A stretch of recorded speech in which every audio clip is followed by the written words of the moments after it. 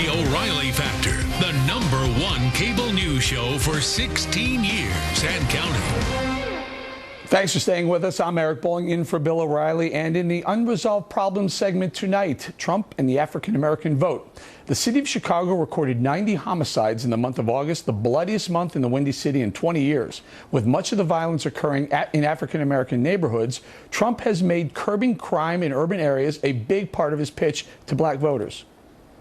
Chicago just had the most violent month in 20 years.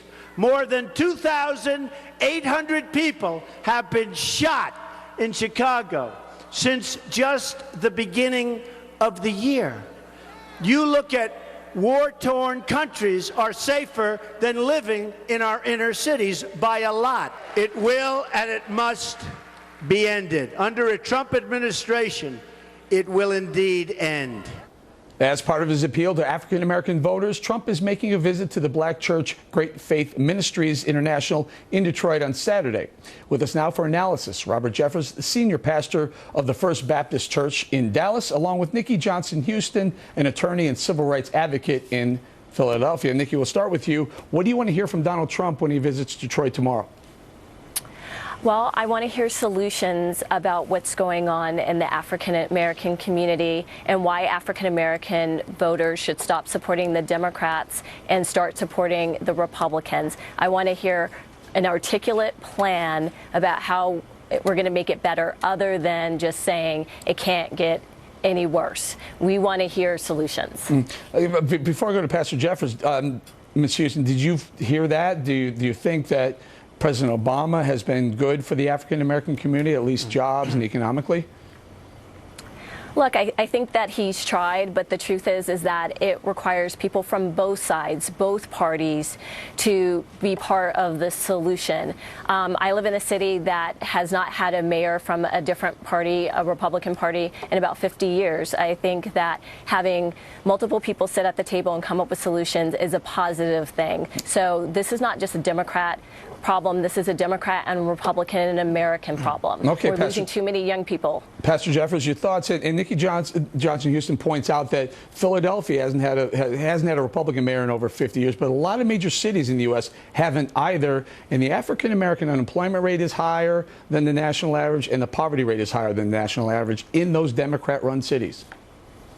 Well, that's right. And remember, by going to a black evangelical church tomorrow, Trump is really doing two things. He's signaling, first of all, he's not going to surrender the black vote to Hillary Clinton, but he's also saying he's not going to neglect evangelicals as a whole like Mitt Romney and John McCain did. I talked with Trump earlier this week about this, and believe me, he understands the importance of the evangelical vote from all races. He knows that many of the issues evangelicals of all races care about, the sanctity of life, religious liberty, are going to be decided by the Supreme Court. He alone has made the commitment to appoint conservative justices to the Supreme Court who will interpret the law by the Constitution and not by political correctness. And Eric, I think this is resonating with evangelical voters. Many Christians of all races understand this election is the last opportunity to at least slow down the great unraveling we're seeing of our country. Nikki, can Donald Trump capture some of the African-American vote? Like right now, it's, I don't know, I think he's polling somewhere around 8%. That means 92% are going to vote for Hillary Clinton. What does he need to do to make that more equitable? I think the kind of things that he is doing, I think he needs to go to churches. I'd like to see him go to a Howard University. I'd like to see him meet with legislators and city council people in some of these big cities. So yes, the churches are important, but that's not the only place that black life is. The truth is that we have similar values to your viewers. We care about good schools, so why does the African-American vote always go Democratic? Why is that? I mean, we're seeing poverty rates in some major cities among African-Americans that's higher than it's been in 50 years. Because Democrats are in our community. They're coming to the graduations. Unfortunately, Republicans have abdicated the African-American vote. And unfortunately, you can't come to us once every 4 years and start talking about those issues. You know what, Pastor, she's right. She's right. You can't come once every 4 years when you want the vote. You got to spend some time there in between. I completely agree with that, don't you?